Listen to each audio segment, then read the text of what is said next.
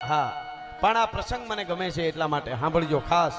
શ્રદ્ધા કોને કહેવાય? અહીં માવડીઓ બેઠા એમને પૂછીજો, મોટી ઉંમરના માવડીઓને પૂછીજો. અત્યારે દવાખાના અને મેડિસિન ને બધું આવી ગયું. એક વખત હતો વગડામાં રહેતા હતા.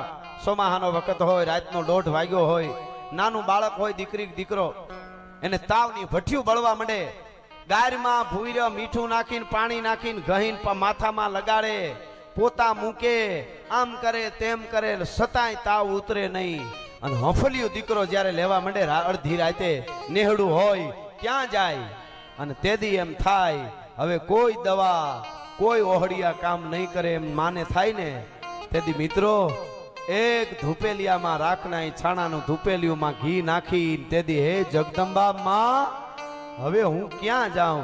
ઈ આમ આંચ નાખીને બાળકની માથે ત્યાં આમ ઉતારી અને ધૂપેલિયું કરે ને માથે તે નજર ઉતારી લે અને 15 મિનિટ પછી એને તાવ